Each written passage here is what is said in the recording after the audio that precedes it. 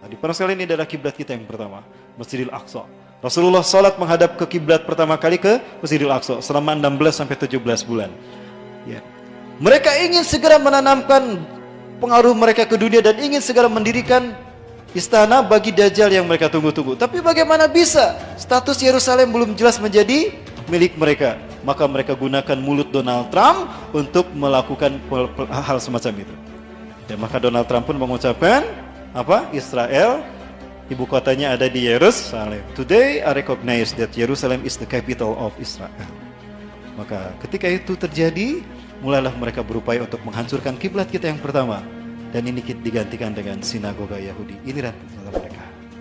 Mereka akan menghancurkan Masjidil Aqsa dan mereka akan gantikan dengan sinagoga Yahudi. Inilah gambaran yang mereka yakini tentang istana Nabi Sulaiman yang dulu dimiliki Nabi Sulaiman. Mereka bangun sekarang untuk Tuhan yang mereka tunggu-tunggu. Siapa? Dajjal. Nyaris sempurna. Apakah ini akan terjadi? Tidak, insya Allah. Demi Allah ini tidak akan terjadi. Kenapa? Karena ada kita Indonesia. Betulkah ada kita Indonesia? Baik, saya sampaikan bocorannya. Dari Sauban, beliau mendengar Rasulullah SAW bersabda, Inna Rabbi zawaliyal arda. Sesungguhnya Allah Tuhanku melipatkan bumi ini untukku. Hatta ra'aitu masyariqaha wa maghriba, sehingga aku melihat kekayaannya terbentang dari timur sampai ke barat. Wa atani al-kanzain, dan Allah memberikan dua pusaka kepadaku, al-ahmar wal abyad, pusaka merah dan pusaka putih. Wa anna ummati, dan sesungguhnya umatku sayabluku mulku ma zawaliya minha, akan sampai kekuasaannya di akhir zaman dari timur sampai ke barat. Kebangkitan Islam dan berkuasanya kembali umat Islam dari timur ke barat dunia akan terjadi setelah pusaka yang berwarna merah putih ini menguasai dunia. Dan siapa kalau bukan kita Indonesia? Maka saya minta kepada generasi muda kita, berbagai macam tantangan politik di tanah air kita, dipersekusinya ulama, diperkebirinya hak-hak umat Islam yang memerdekakan bangsa ini, itulah ujian tes watar dari Allah, uji kelayakan dari Allah untuk kita. Pantaskah kita memimpin dunia? Maka siapkanlah, hai kalian ke para pemuda-pemudi akhir zaman. Yang kita sambut adalah pertarungan besar yang mempertaruhkan reputasi para nabi dan rasul. Kalau dulu para nabi dan rasul hanya berjuang melawan kaum-kaum pembangkang, hari ini tanpa didampingi nabi dan rasul kita berperang melawan pasukan sang kampiun kesesatan. Mereka dipimpin langsung oleh Tuhan yang mereka sembah, iblis dan Dajjal. Ini adalah pertarungan paling bergengsi sepanjang pertarungan sejak peradaban dunia antara hak dan batil. Inilah yang diinginkan para nabi dan rasul. Ya Allah, tangguhkan ajal kami sampai umat Nabi Muhammad di akhir zaman. Saking inginnya mereka berjuang, saking mulianya pahala jihad di akhir zaman ini. Jangankan berjihad di jalan Allah ini, menghidupkan sunnah Rasul saja pahalanya 100 mati syahid. Betul? Man ahya sunnati inda fasadi ummati falahu ajru mi'ata syahidin. Barang siapa yang menghidupkan sunnahku, faqad ihya'u sunnah, hanya menghidupkan sunnah Rasulullah SAW, dia akan mendapatkan 100 pahala mati syahid. Asyhadu minhum, syuhada kami Rasulullah, para sahabat anda atau syuhada mereka, bal syuhada minkum, bahkan syuhada kalian. Artinya di zaman penuh dengan tipu daya dan huru hara akhir zaman ini, siapapun yang menghidupkan sunnah Rasulullah, pahalanya 100 kali mati syahidnya para sahabat. Allahu Akbar. Apalagi dengan jihad fisabilillah. Dan itu berharap kepada kita Indonesia. Saya yakin Indonesia. Saya yakin Indonesia. Ini yang membuat saya bangga menjadi Muslim Indonesia. Dan jika sinagoga sudah berdiri, lalu apa yang diinginkan oleh Yahudi? Maka di saat itulah berhasil iblis dan Dajjal sampai pada puncak ambisi mereka, mengalahkan Allah atas umat manusia, menguasai manusia dan memperbudak mereka tunduk sujud kepada iblis dan Dajjal tanpa disadari. Inilah peta dunia yang hendak mereka ciptakan. Tidak ada artinya. There is not mean for the new world order without Jerusalem. And there is not mean for Jerusalem without Al-Aqsa. Ya. Dan Al-Aqsa harus dihancurkan, diganti dengan sinagoga tadi. Maka ketika itu negara-negara yang menjadi pembuka untuk masuk ke Al-Aqsa harus mereka kuasai.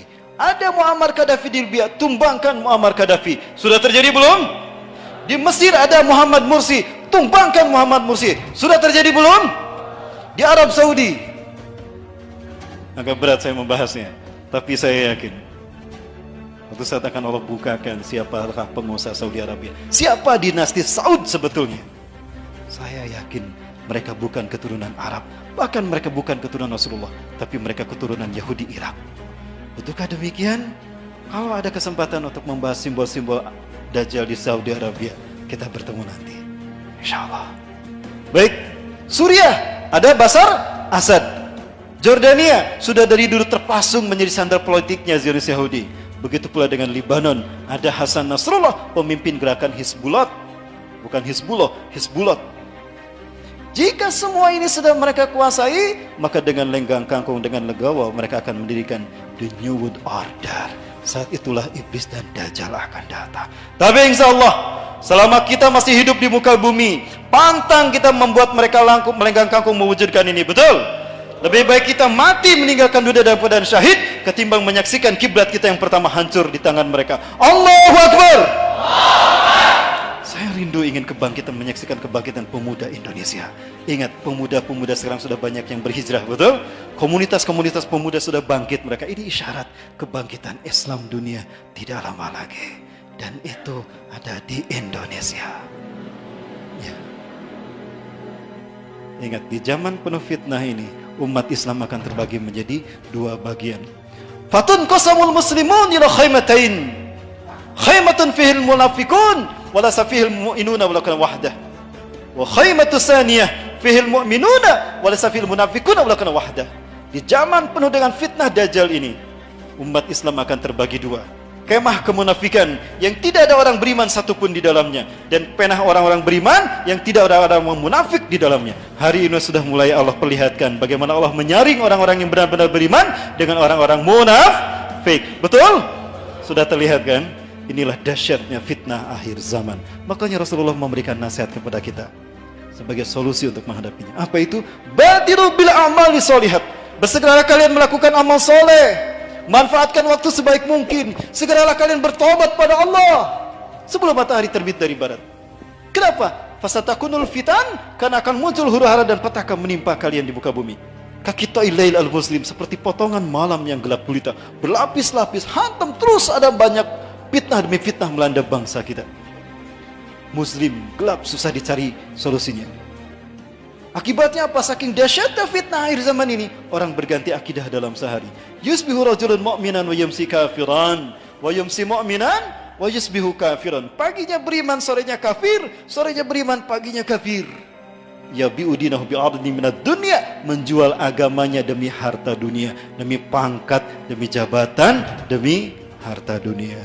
Jangankan sekelas kita, sekelas ulama pun terkena. Banyak ulama-ulama yang sedang bermunculan menjadi sandera politik, sehingga mereka mengatakan semu Islamnya jadi abu-abu Islam mereka.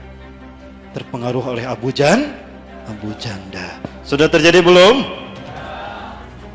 Oh, berarti giliran kita para pemuda yang berhijrah. Ingat, yang Allah lihat adalah mereka yang hati bersih, bukan yang berilmu tinggi.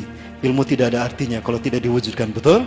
Walaupun kita sedikit ilmunya, tapi ketika kita mengamalkan di waktu yang tepat, pahalanya besar, ikhwah fillah.